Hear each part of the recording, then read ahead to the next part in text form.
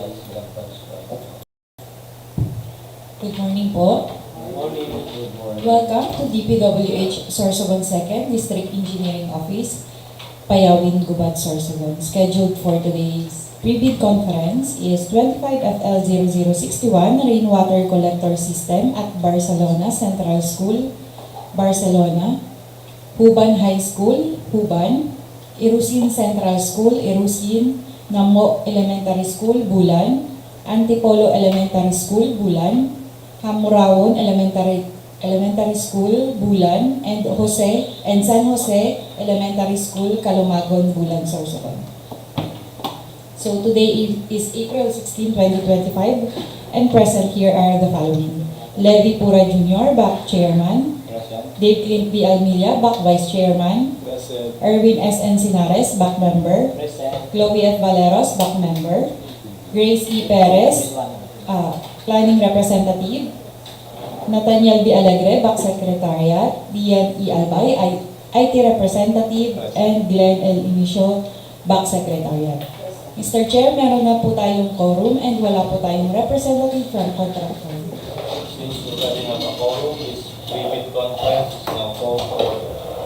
The agenda for this pre-bid meeting are as follows: basic contract data, eligibility criteria, documents to be submitted by the bidder, including technical and financial proposals, criteria and procedures for the preliminary examination of bids, detailed evaluation of bids, post-qualification and award, summary of proceedings including bid bulletins to be issued, questions, comments from bidders, and replies of BAC and other representatives of procuring entity, and other matters.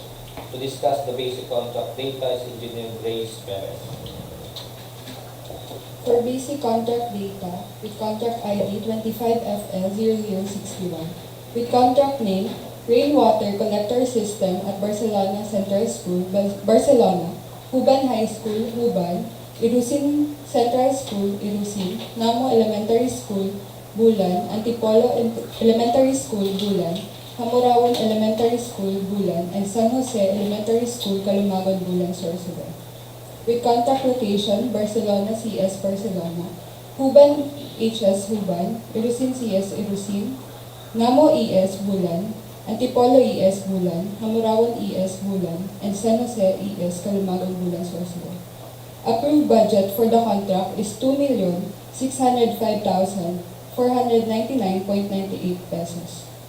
Brief description: installation of 1 unit, each site of 4,000 liters horizontal stainless steel cylindrical water storage tank with concrete pedestal.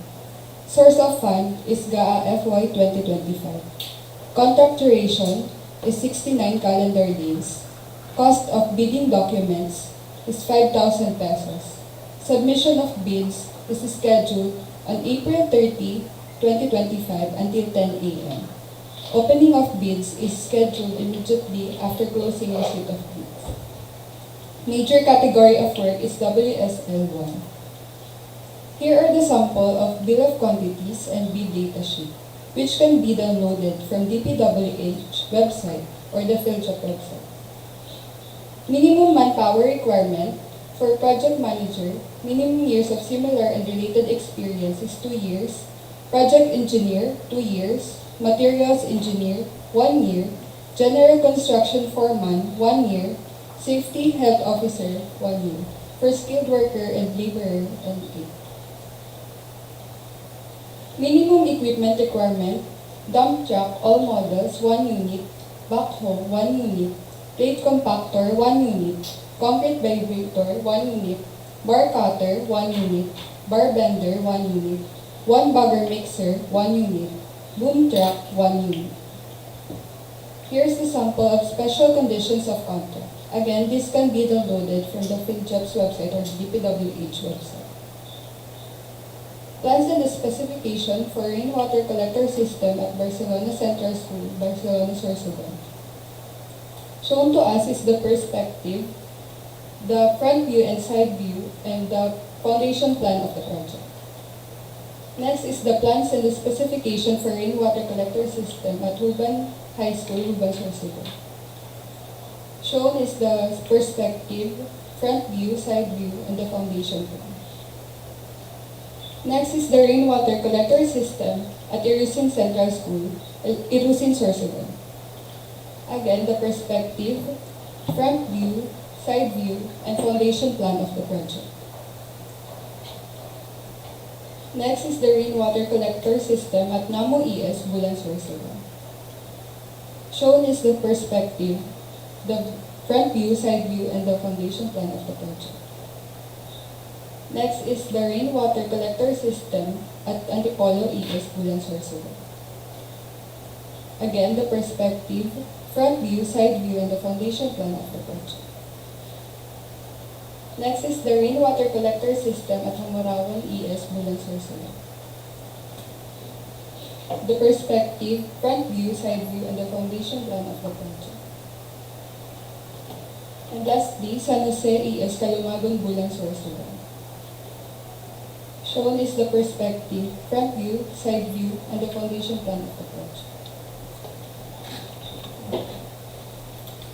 Submission and receipt of bids. Bids should be submitted to the back on the date, time, and either at its physical address or through online submission specified in the instruction to bidders, through its bidders' duly authorized representative in a two-envelope system, where the eligibility and technical requirements are enclosed in one envelope and the financial requirements in another envelope. Eligibility and technical envelope and financial envelope shall then be enclosed in one single envelope. Bid validity shall be 120 calendar days from the date of the opening of bids.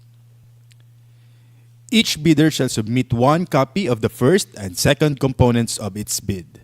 The procuring entity may request additional hard copies or electronic copies of the bid. However, failure of the bidders to comply with the said request shall not be a ground for disqualification. The procuring entity allows the submission of bids through online submission or any other electronic means. The bidder shall submit an electronic copy of its bid, which must be digitally signed. An electronic copy that cannot be opened or is corrupted shall be considered non-responsive and thus automatically disqualified. Each envelope shall contain the name of the contract to be bid, name and address of the bidder, recipient back procuring entity, and the markings "Do not open before the date, time of the opening of bids." The procuring entity requires additional copies of the technical and financial documents. Each copy of the document shall also be enclosed in a separate envelopes marked as Copy 1 Technical Documents and Copy 1 Financial Documents. Both envelopes shall be enclosed in a single envelope marked Copy 1 Bid. Each envelope shall contain the name of the contract to be bid, name and address of the bidder, the recipient back procuring entity, and the markings "Do not open before the date, time of the opening of bids." Unsealed or unmarked bid envelopes, or in case of electronic bid submission, not in compressed archive folders and are not password protected, are rejected. Improperly sealed and marked bid envelopes or not properly compressed and password protected will be accepted, provided that a bidder or its duly authorized representative shall acknowledge such condition of the bid as submitted. The back assumes no responsibility for the misplacement of the contents of the improperly sealed or marked bid or its premature opening as per Section 25.9 of the IRR. Electronic submission and receipt of bids. Meron po tayong two modes of submission of bid, either manual submission of bid or electronic submission of bid. A bidder may opt only one mode lang po sa pag-submit ng bid. For manual submission of bid, yan po ay sa Box Secretariat Office, DPWH Sorsogon, 2nd DO, Barangay Payawin, Gubat, Sorsogon. For electronic submission of bids, yan po ay sa electronic bids_sorsogon2 at dpwh.gov.ph. Guidelines through electronic means. Use a two-factor security procedure consisting of an archive format compression and password protection to ensure security, integrity, and confidentiality of the bids submitted. Allows access to a password-protected bidding documents on opening date and time. The passwords for accessing the file will be disclosed by the bidders only during the actual bid opening, which may be done in person or face-to-face through video conferencing, webcasting, or similar technology. capable of generating an audit trail of transactions to ensure security, integrity, and authenticity of bid submissions. Bids submitted after the deadline shall not be accepted. The BAC Secretariat shall notify in writing all bidders whose bids it has received through its PhilJEP's registered physical address or official email address within 7 calendar days from the date of the opening of bids. Modification of bids. Bid modifications must be submitted before the deadline of submission of bids. The bidder shall not be allowed to retrieve its original bid. However, the bidder may submit new bid equally sealed, properly identified, linked to its original bid, and marked as a modification. Withdrawal of bids. Letter of withdrawals must be received prior to the deadline for submission and receipt of bids. For bids withdrawn within the interval between the deadline and the expiration of the bid validity, the bid security shall be forfeited. For electronic bid submission, bidder shall send another bid equally secured, properly identified, and labeled as modification of the one previously submitted. The time indicated in the latest bid receipt page generated shall be the official time of submission. Requirements of bidding documents. The following documents are posted in the DPWH websites and PhilJEPs to aid our contractors in preparation of their bids. The following documents are invitation to bidders, instruction to bidders, general conditions of contract, special conditions of contract, bid datasheet, drawings, bill of quantities, and sampled forms. Eligibility criteria. To be eligible to participate in the bidding of the said projects, a bidder must be a duly licensed Filipino citizen for sole proprietorships, partnerships duly organized under the laws of the Philippines, and of which at least 60% of the interest belongs to the citizens of the Philippines, corporations duly organized under the laws of the Philippines, and of which at least 60% of the outstanding capital stock belongs to the citizens of the Philippines, cooperatives duly organized under the laws of the Philippines, or persons, entities forming themselves into a joint venture as per Section 23.4.2 of the IRR. Foreign bidders may be eligible to participate in accordance with the guidelines issued by the GPPB as per Section 23.4.2.2 of the IRR. Bidders must have a valid pickup license, must have a single largest completed contract that is similar to the contract to be bid, at least 50% of the ABC. Contractors under small a and small b categories without similar experience, provided that the cost of the contract to be bid is not more than the ARCC of registration. Bidders must have an NFCC at least equal to the ABC. Eligibility and technical documents to be submitted by the bidders. We encourage our bidders to enroll in the civil work application to facilitate the fast evaluation of their eligibility. However, if they have not yet enrolled in the CWA, these are the documents they have to submit. Class A legal documents, PhilJEP Certificate of Registration, Mayor's Permit TTI Tax Clearance. Number 2, Pickup License and Registration. Number 3, Statement of all ongoing government and private contracts. Number 4, Statement of single largest completed contract. Number 5, Computation of the NFCC. Number 6, Valid joint venture agreement if applicable. Number 7, bid security. Number 8, project requirements, organizational chart for the contract to be bid, list of contractors' key personnel, list of contractors' major equipment units, owned, leased, or under purchase agreement. Number 9, omnibus sworn statement duly notarized as per GPPB Resolution Number 16, 2020.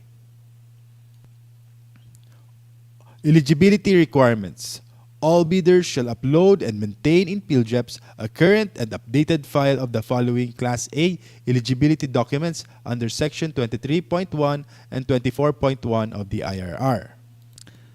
Class A legal documents. PhilJEP Certificate of Registration, Platinum Membership, containing SEC Certificate of Registration, DTI Registration, Mayor's Permit, Business Permit, Tax Clearance, Audited financial statements. As per GPPB Resolution Number 15, Series 2021, lifting the suspension on the implementation of the mandatory submission of PhilJEP Certificate of Platinum registration and membership in competitive bidding and limited source bidding. All bidders are required to maintain a Platinum membership of PhilJEP Certificate of Registration.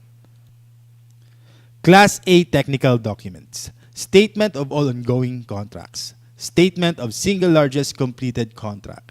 Valid PCAB license, special PCAB license for joint venture agreements. Class A financial documents. Net financial contracting capacity or the NFCC. Class B, in case of joint venture, the joint venture agreement entered into parties must be attached. Legal eligibility requirements, Class A, tax clearance.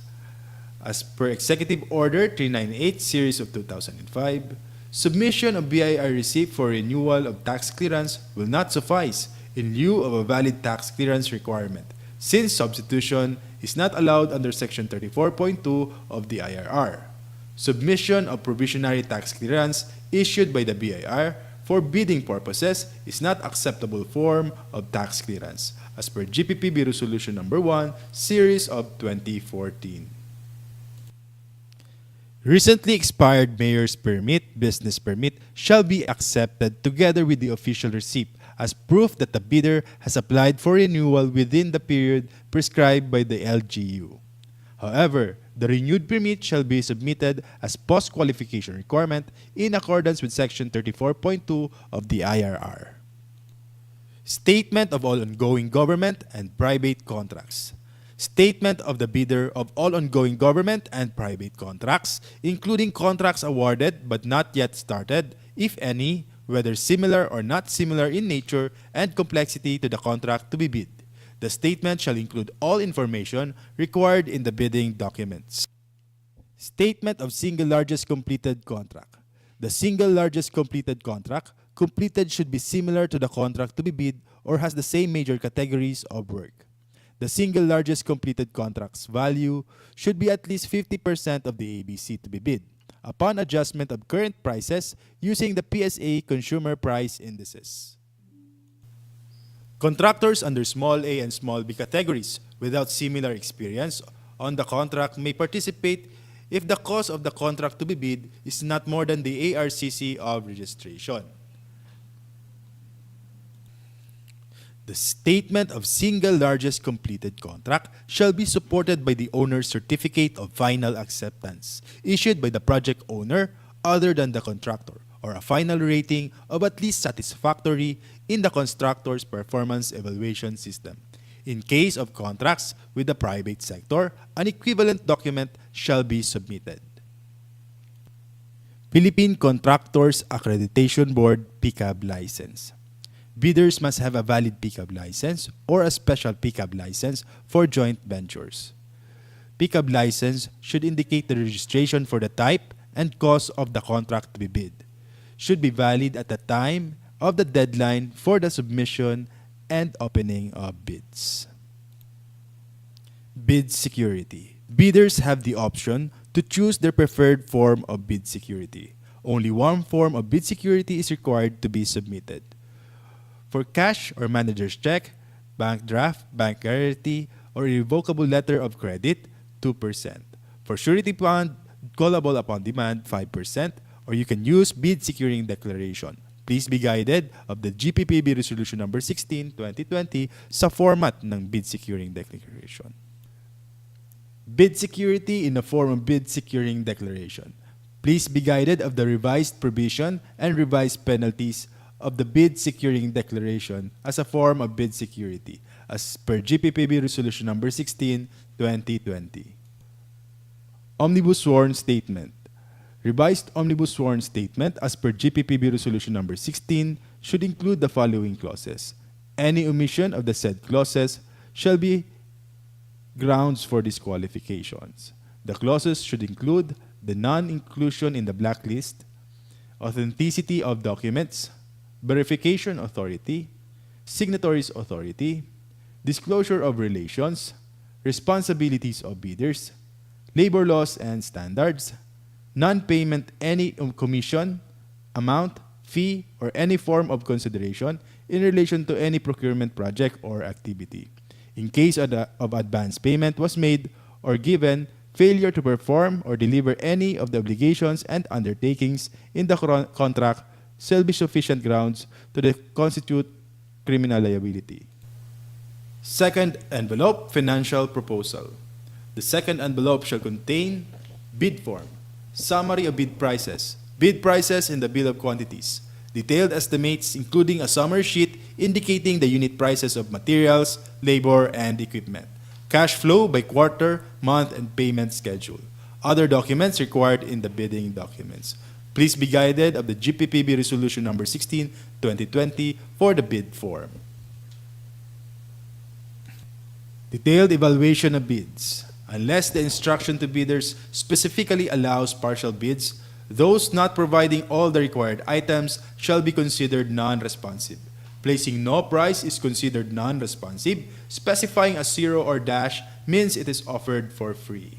The purpose of the detailed evaluation of bids is to determine the lowest calculated bid by establishing the correct calculated prices of bids, ranking calculated total bid prices from lowest to highest. The method, a non-discretionary criterion, shall be used which shall include consideration of completeness of bids and minor arithmetical corrections. Results shall be contained in the abstract of bids.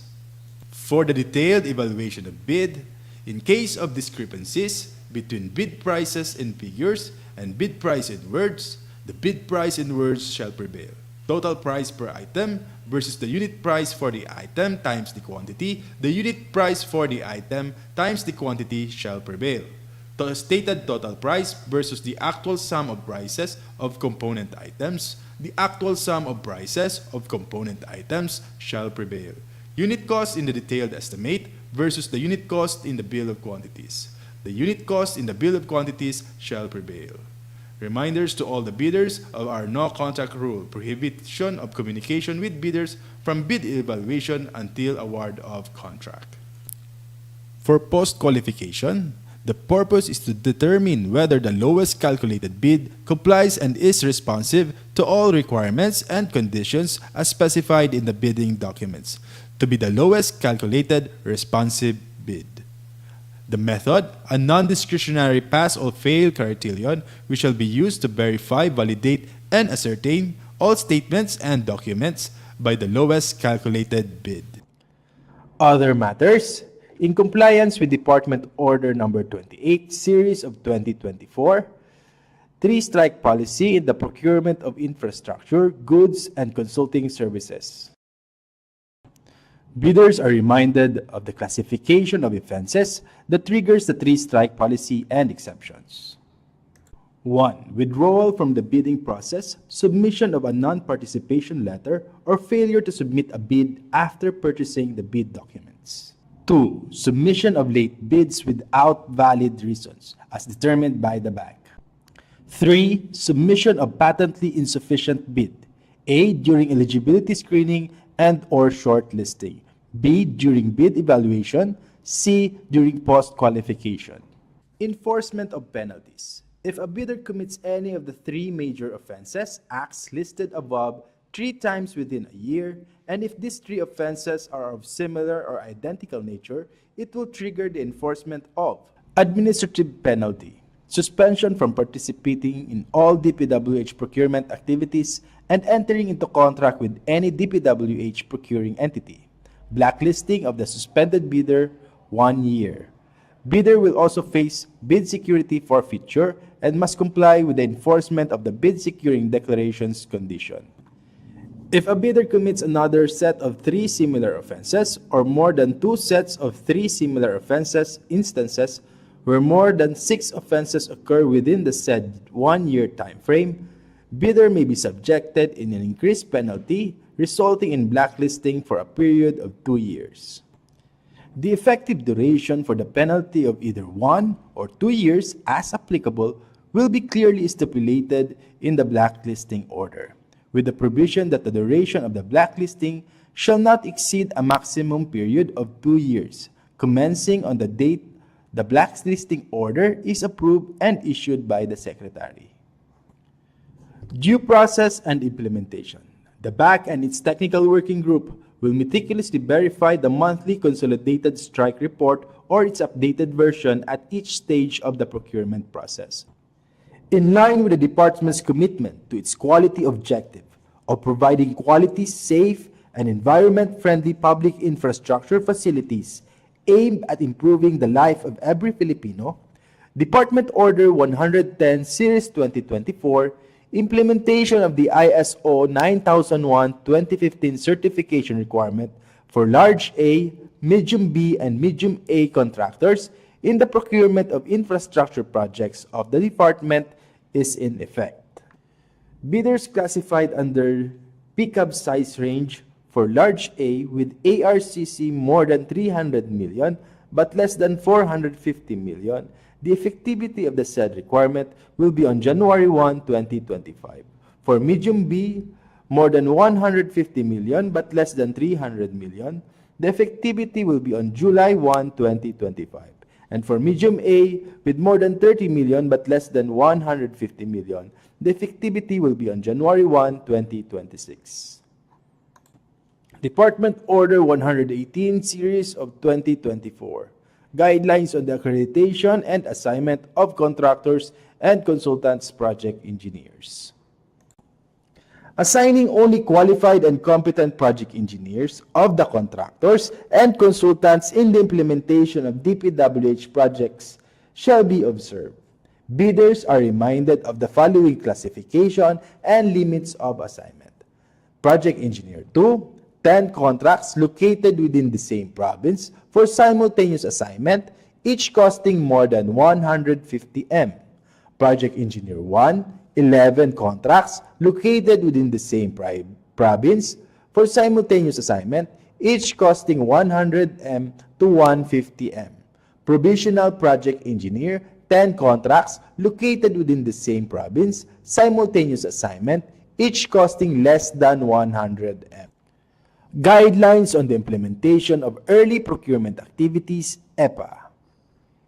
Prospective bidders and all concerned are informed that this procurement project is undertaken through early procurement activities, EPA, pursuant to Appendix 31, Guidelines on the Implementation of Early Procurement Activities of the 2016 Revised Implementing Rules and Regulation of RA 9184, updated as of January 15, 2024, and GPPB Circular Number 6, 2019.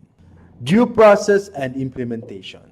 This shall include, but not limited to, the rules and procedure of EPA, fixed price rule in procurement, extension of bid validity and security, validity of eligibility requirements prior to the award of contract, conditions of award, and date of earliest delivery.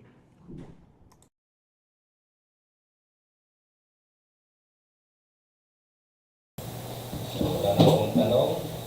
Since we have no other matters to discuss, this private conference is now adjourned. Thank you.